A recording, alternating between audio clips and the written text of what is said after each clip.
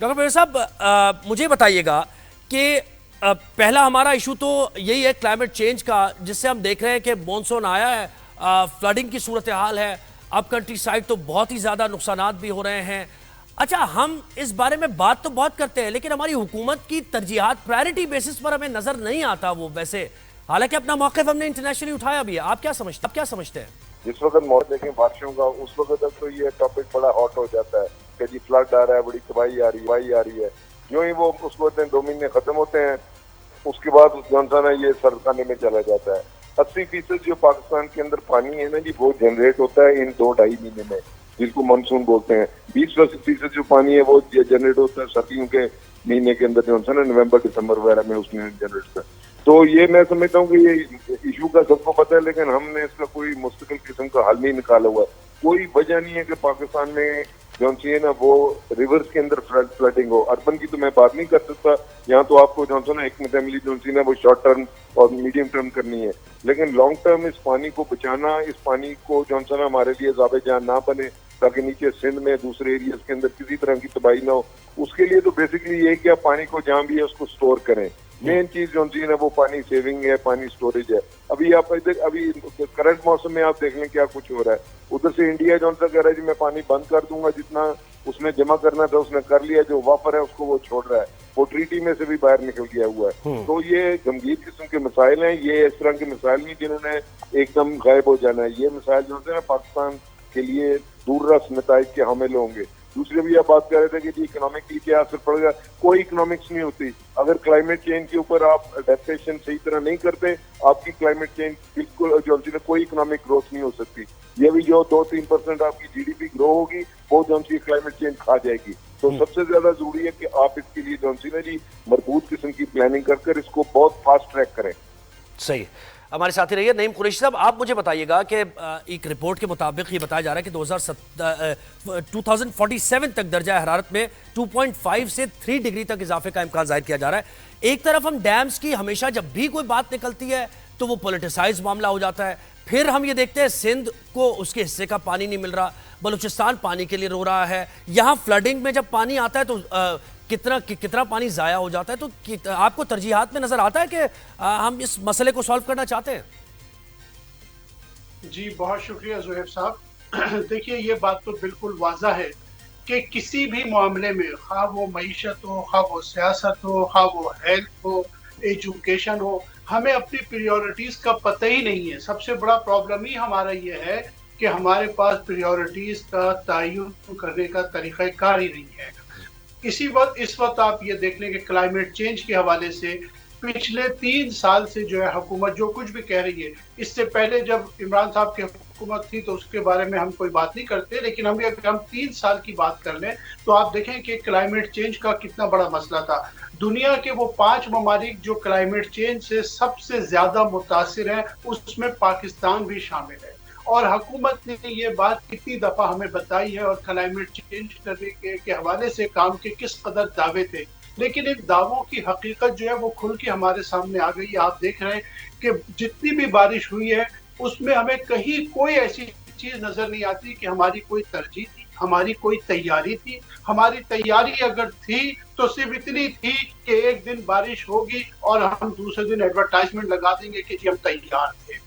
آپ دیکھ لیں کہ 200، جیسے آپ نے فرمایا کہ 220 سے زیادہ افراد جو ہے وہ کیا کہنا چاہیے کہ وہ اس بارش کی نظر ہو گئے، جی شہید بالکل ہو گئے، بالکل۔ ہلاک ہو گئے، کوئی حادثے کا شکار ہو گئے۔ ابھی یہ کئی تو لاپتہ ہیں 220 سر، ابھی کئی تو لاپتہ ہیں، 30 سے زائد بتایا جا رہا ہے لاپتہ ہیں ابھی۔ اور یہی میں کہہ رہا ہوں کہ 220 تو آپ کے سامنے فیگر ہے۔ ابھی اس وقت جو ہے 17 لوگ لاپتہ ہیں۔ اس وقت جو ہے آپ دیکھیے کہ اسلام آباد ڈی ایچ اے فیز 5 میں ایک گاڑی میں ایک ریٹائرڈ کرنل صاحب اپنی صاحبزادی کے ہمراہ جو ہے وہ نالے میں سیلابی ریلے میں جو ہے وہ بہہ گئے ہیں، اور ان کے لیے ریسکیو آپریشن ہو رہا ہے، انہیں تلاش کرنے کی کوششیں کی جا رہی ہیں۔ یہ انتہائی دردناک مناظر ہیں اس وقت پاکستان میں، اور آپ دیکھ لیجئے کہ اس وقت بھی ہمیں حکومت کہیں نظر نہیں آ رہی، ہمیں وہ منسٹر نظر نہیں آ رہے जो क्लाइमेट चेंज के हवाले से सारी दुनिया से फंडिंग की अपीलें कर रहे थे।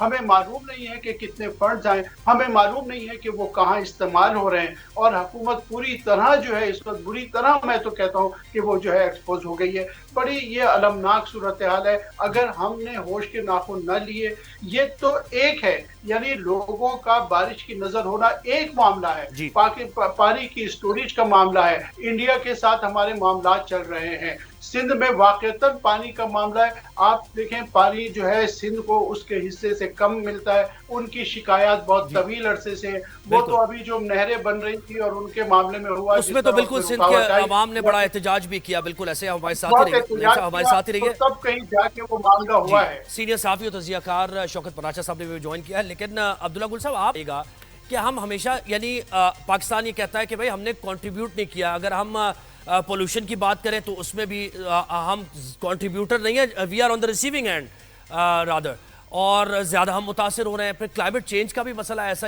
ही है, गो ग्रीन ड्राइव और इस तरह की बहुत सारी हमने कैंपेन्स देखी है चलते हुए, लेकिन हमें जो ऑन ग्राउंड सूरत हाल नज़र आ रही है वो ये नज़र आ रही है कि वाटर लेवल नीचे से नीचे होता जा रहा है, फ्लडिंग हो रही है, ड्राउट आ रहे हैं। पिंडी में आपने देखा इससे पहले कुछ ही दिनों पहले इमरजेंसी नाफिज कर दी गई थी और पानी बहाने पर पाबंदी लगा दी गई थी कि आप अपने पार्क्स में पानी नहीं दे सकते, कार वॉश नहीं कर सकते।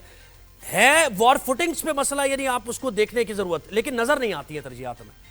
बिस्मिल्लाहिर्रहमानिर्रहीम, बहुत शुक्रिया जी। आप देखें, सबसे बड़ी बात यह है कि तीसरी जंग अजीम जो होगी वो पानी के ऊपर होगी और उसके असरात अब नमूदार होना शुरू हो गए हैं। दूसरी जानिब जो है, किसी भी मुल्क के लिए उसका सर्वाइवल 30 से 40% जंगलात का होना ज़रूरी है। पाकिस्तान में ये तकरीबन बहुत ही कलील तादाद में 20% से भी नीचे हैं। और तीसरी बात यह है कि जिस तरीके से हम जिनको जंगलात कहते हैं, रोड साइड के ऊपर जो दरख्त लगे हुए हैं, हम उनको भी जंगलात में शामिल करते हैं। इससे ज़्यादा मज़ाहिका खेज बात नहीं होगी। हाँ, आपने बड़ा अच्छा सवाल किया कि ये लोग चाहते हैं, विल तो है, लेकिन विल के ऊपर अमल करने के लिए हमारे पास सलाहियत नहीं है। हम चाहते ज़रूर हैं, लेकिन ख्वाहिश करते हैं, लेकिन अमल नहीं करते। लेकिन ये जो एक इंटरनेशनल डिस्टर्बेंस आई है, इसको देखना ज़रूरी है, क्योंकि ग्लोबल वार्मिंग हो रही है, उसके अलावा आप डिफॉरेस्टेशन हो रही है। साउथ कोरिया के अंदर, चाइना के अंदर, टेक्सास जैसे इलाके के अंदर जो है, शहराई इलाके, वहाँ भी सैलाब आ रहा है। और इसी तरीके से जो है यूरोप जो है वो सैलाब की जद में है, इंडिया जो है वो सैलाब में भरा हुआ है। यानी कि पाकिस्तान जो है वो अनोखा नहीं है, लेकिन दुनिया ने उसके लिए कुछ सद्देबाब किए हैं। लेकिन मिनिस्ट्री ऑफ फॉरेस्टेशन जो है वो आपको कहीं नजर नहीं आती, जबकि एनडीएमए या पीडीएमए जो ऑर्गेनाइजेशंस बनी हैं, जब सैलाब आ जाया करते हैं, डिजास्टर्स हो जाते हैं, तो उसके बाद ये लोग जो है वो बेदार होते हैं। तो उसके बाद तो की मेरे कत्ल के बाद उसने जफा से तौबा, हाय और पशिमा होना। लेकिन असल देखिए, जो बात यह है कि पाकिस्तान के अंदर जो क्लाइमेट कंट्रोल के ऊपर बेतहाशा पैसा आया है और एनवायरनमेंट कंट्रोल के लिए, लेकिन क्या हमने यूरो स्टैंडर्ड की गाड़ियों के ऊपर तवज्जो दी है? क्या हमने जो यूरो फ्यूल है उसके ऊपर तवज्जो दी है? क्या हमने लेड फ्री और कार्बन फ्री जो चीजें हैं उनके ऊपर काम किया है? और फिर क्या हमने जो जितनी भी हाउसिंग सोसाइटियां और दीगर जो हमने नक्शे पास किए या लोग रह रहे हैं, ये कंक्रीट का जंगल, हाँ बिल्कुल, ये आपने सही पॉइंट, कंक्रीट का जंगल बनता जा रहे हैं जी, ऐसे ही है। हमारे साथ ही रहिए सर, हमें शौकत पराशा साहब को भी शामिल गुफ्तगू करते हैं। सर पराशा साहब, इस्लामाबाद का तो बड़ा वॉलेटाइल सा मौसम कुछ अजीब ही हो गया, हेल स्टॉर्म भी आ जाता है वहाँ पर, सैलाबी सूरत हाल भी है, बहुत अजीब सी कैफियत है। इसके बावजूद इक़दाम नज़र नहीं आते हैं, जानी नुकसान हो रहा है, सैलाबी सूरत हाल पर कैसे काबू पाया जाएगा? आप तरजीहात में देखते हैं, प्रायोरिटीज़ में ऐसा नजर आ रहा है आपको? बहुत शुक्रिया। बात यह है कि जो भी वजूहात बयान की जाएं वो आपके मेहमान बयान करें या आप खुद बयान करें।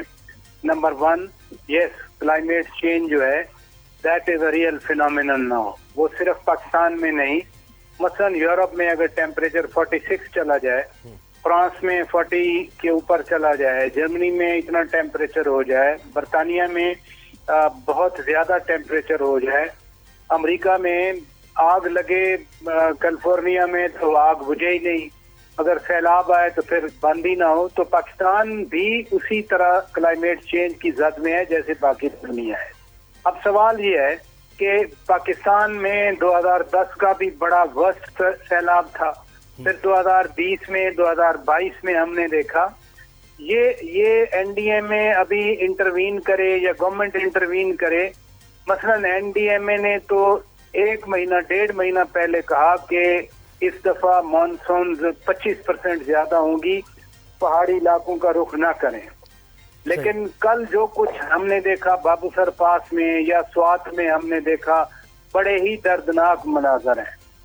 کیا یہ جو جتنے لوگ گئے یہ سارے پیسے والے ہیں، یہ ٹی وی بھی دیکھتے ہیں، ان کے پاس لیٹسٹ موبائلز ہوتے ہیں، ان کو معلوم نہیں تھا کہ اس دفعہ 25% زیادہ ہے اور کلاؤڈ بسٹ ہے. دوسری اہم بات یہ ہے جو لانگ ٹرم ہے، یعنی یہ جو کنکریٹ کی بات ہم نے کر دی، ہم نے کہہ دیا کہ عمارتیں بن گئی، جنگلات کم ہو گئے. مجھے یاد ہے 1998 میں سینسس ہوا تو ہم نے کہا ہم 8 کروڑ لوگ ہیں. پھر وہ آگے سینسس نہیں ہوا، بڑی مشکل سے جا کے ہوا تو ہم نے کہا کہ ہم اب 18 کروڑ ہو گئے ہیں. اب آ کے پتہ چلا کہ نہیں ہم 25 کروڑ ہیں. وہ بھی سینسس کے بغیر. رفتار سے ہم آبادی بڑھا رہے ہیں، اس رفتار سے ہمیں گھر بھی چاہیے، اس رفتار سے ہمیں روڈز بھی چاہیے. اگر روڈ کہیں نہ ہو تو پھر ہم لوگ کہتے ہیں کہ جی وہ گورنمنٹ نے روڈ ہی نہیں بنایا. جب روڈ بنیں گی، ہائی ویز بنیں گی، اس آبادی بس پراجا صاحب بس کے دشوار ہے ہر کام کا آسان ہونا. یہ کچھ ایسا لگ رہا ہے. جو لانگ ٹرم پلاننگ ہے، آپ ہمارے ساتھ رہے. لانگ ٹرم پلاننگ کی ضرورت ہے، بالکل آپ صحیح کہہ رہے ہیں، اور یہ کنٹینیوس بیسس پر کام کرنے کی ضرورت ہے. ایسا نہیں ہے کہ آپ اس وقت کھڑے ہوئے ہیں کہ بھائی مانسون شروع ہو گیا اور اس کے بعد آپ نے نالوں کی صفائی بھی شروع کر دی اور پی ڈی ایم میں متحرک ہو گیا، انتظامیہ بھی متحرک ہو گئی. ایسا نہیں ہوتا کہیں بھی. یہ ایک کنٹینیوس بیسس پر کام کرنے کی ضرورت ہے اور اسی سے جانیں بچتی ہیں. لیکن دوسری طرف لوگوں کو بھی اپنی ذمہ داری کا مظاہرہ کرنا چاہیے. جب ایک ایسی صورتحال وہاں بنی ہوئی ہے، سیلابی صورتحال، آپ وہاں نہ جائیے، تھوڑا سا اوائڈ کیجیے، اپنی جان کو بچائیے.